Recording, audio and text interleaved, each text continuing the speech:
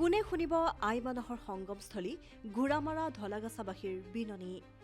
বঙাইগাঁও জিলাৰ নৱগঠিত সৃজন গ্ৰাম বিধানসভা সমষ্টিৰ অন্তৰ্গত আইমানা নদীৰ সংগমস্থলীৰ ঘোঁৰামাৰা ধলাগাছা গাঁও দুখনৰ ৮০% ইতিমধ্যে আই আৰু মানা নদীৰ খহনীয়াত সৰ্বশ্ৰান্ত হৈছে।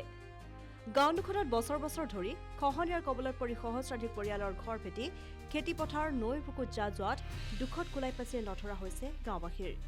গাঁও দুখনৰ অৱশিষ্ট অংশ গৰাখহনীয়াৰ কবলৰ পৰা ৰক্ষা কৰিবলৈ স্থানীয় বিধায়ক আব্দুল বাটেন খণ্ডকাৰে যোৱা ৫ বছৰে দি আহিছিল ভুৱা আশ্বাস। এইবাৰো বাৰিষালৈ আৰু মাত্ৰ কেইটামান মাহ বাকী থকা অৱস্থাতে নৈৰ খহনীয়া প্ৰতিৰোধ কৰিবলৈ কোনো ব্যৱস্থা গ্ৰহণ নকৰাত বিধায়ক আব্দুল বাটেন খণ্ডকাৰৰ ভুৱা প্ৰতিশ্ৰুতিত এতিয়া ক্ষুব্ধ হৈ পৰিছে অঞ্চলটোৰ ৰাইজ, যাৰ বাবে অঞ্চলটোৰ ৰাইজে স্থানীয় বিধায়ক আব্দুল বাটেন খণ্ডকাৰৰ প্ৰতি আস্থা হেৰুৱাই অঞ্চলটোৰ খহনীয়া প্ৰতিৰোধৰ বাবে ব্যৱস্থা ল'বলৈ অসম চৰকাৰক অনুৰোধ জনায়। নদী বাড়িঘর ভেঙে নিয়ে গেছে, নদীর কাছের বাড়ি আঙ্গের এখন বর্তমান কিছুই নাই, দুইটা সাপড়ার মধ্যে থাকি। এবার যদি বানপানি আসার আগে আঙ্গের বাড়ি নদী ভেঙে যাবো গা, তাহলে আমরা কোনে থাকি না থাকি আঙ্গের যে ভোট আসে সে সঙ্গে এমএলএ বাতিন খন্দকার ভোটে নিয়ে ই করে। এবার যদি নদী বান না দেয় তাহলে আমরা ভোট দিম না বাতিন খন্দকার। নদী বানের কথা কইছিল ভোট চাই, যেসঙ্গে ভোট আসে সেসঙ্গে কয় যে আমরা নদী বান দিয়ে দিম। এবার ভোট ইলেকশনে যদি আমরা জিতাই দিয়ে হার তাহলে আমরা নদী বান দিয়ে দিম, কিন্তু যেসঙ্গে ভোট জায়গা সেসঙ্গে আর বানের কোনো খবরই করে। নদীর কাছারে থাকতাছি, ঘর নাই দুয়ার নাই, সাফরা দিয়া টিনের সাফরা দিয়া থাকতাছি, থাকা হাইতাছি না। মাটি জমা সব ভেঙে গেছে, এখন থাকা হাইতাছি না। আমরা নদী শুনলাম যে নদী বান দিব আরে নদী বান দেয় না, ওইটাও কাছারে থাকা হাইলাম নি, এখন তাও থাকা হাইতাছি না। আঙ্গুর জাগা বাসা নাই, এখন কোনো যাই কোনো দ্বারা আমার মাটি জমা নাই। শুনলাম যে এই নদী বান দিব, আর বান দিবার আহে না, বাতিন খন্দকার কয় যে আইসা দেখে গেলে কয় যে তখন বান হবো আর হে বান দিবার আহে না। আমরা তখন থাকা হইতেছি না, নদীর কাছে থাকতেছি কোনো মতো সাফরা দিয়ে বাড়ি ঘর নাই কিছু। হয় অতি দুর্ভাগ্যজনক কথা। এয়া হৈছে আমাৰ বৰ্তমান সিজনগ্ৰাম বিধানসভা সমষ্টি, পূৰ্বত আছিল ৩৬ নং উত্তৰ অভয়পুৰী বিধানসভা সমষ্টি। তো এয়া হৈছে ৰঙাপানী গাঁও পঞ্চায়তৰ অন্তৰ্গত ঘোঁৰামাৰা দ্বিতীয় খণ্ড বা ধলাগাছা পৰা এইখিনি ঠাই। তো এই আই আৰু মানাহ নৈ গৰাখহনীয়া আজি বহু বছৰ ধৰি এই গৰাখহনীয়া হৈয়ে থাকে। এই গৰাখহনীয়াৰ ফলত হাজাৰ হাজাৰ ঘৰ বাৰী সহ মানে বিঘা মাটি ভূমি এইবোৰ আচলতে নৈৰ বুকুত জাহ হয়, মানে জাহ কেইবাটাও শিক্ষা অনুষ্ঠানো এই নৈৰ বুকুত মানে জাহ গৈছে। তো এতিয়া কথা হ'ল চাওক, এইসমূহ যি গাঁও আছে ধলাগাছা, ঘোঁৰামাৰা, নাৰাভিটা, এই গাঁৱৰ অঞ্চলৰ আচলতে শিক্ষিত হাৰ একেবাৰে কম।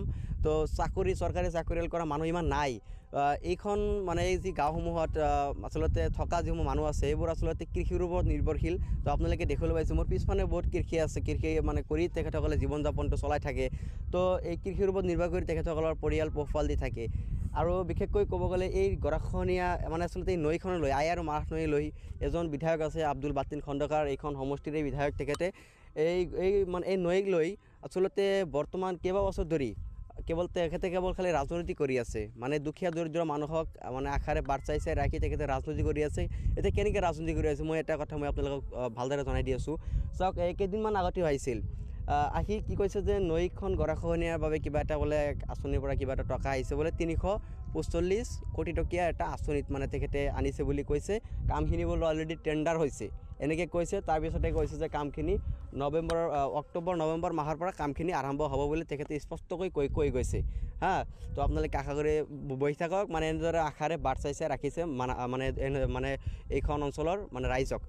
এতিয়া কথা হ'ল, যদি কামখিনি নহয়, এতিয়া চাওক বৰ্তমান জানুৱাৰী মাহ পৰি গ'ল, এতিয়া কিন্তু কামৰ কোনো ধৰণৰ মানে নাই, কোনো ধৰণৰ কাম নাই, একো নাই। তো চাব পাৰিছে আপোনালোকে। তো কিয় এনেকৈ বিধায়ক আব্দুল বাটেন খণ্ডকাৰে ক'লে যে নৈ গৰাখহনীয়াৰ কাম অলৰেডি টেণ্ডাৰ হৈছে, কামখিনি নৱেম্বৰ অক্টোবৰ মাহৰ পৰা কাম আৰম্ভ হ'ব বুলি।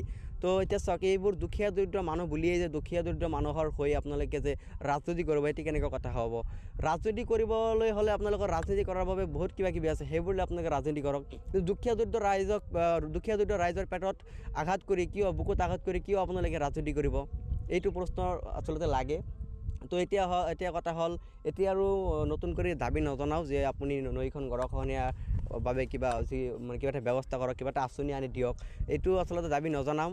কাৰণ দাবী বহুতবাৰ জনাইছোঁ, বহুতবাৰ সংবাদ মাধ্যমতো প্ৰকাশ কৰা হৈছে এই নৈখন গৰাখহনীয়াৰ প্ৰতিৰোধৰ বাবে কিবা ব্যৱস্থা কৰাৰ কাৰণে।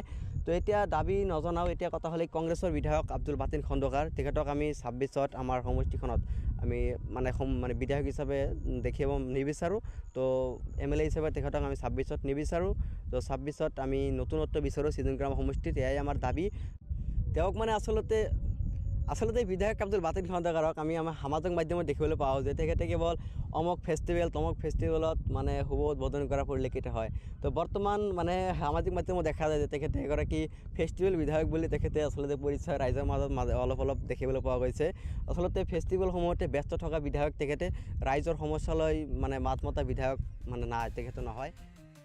অভয়াপুৰীৰ পৰা আনিছ আলীৰ প্ৰতিবেদন, নিউজ ডেস্ক ৰিপৰ্ট।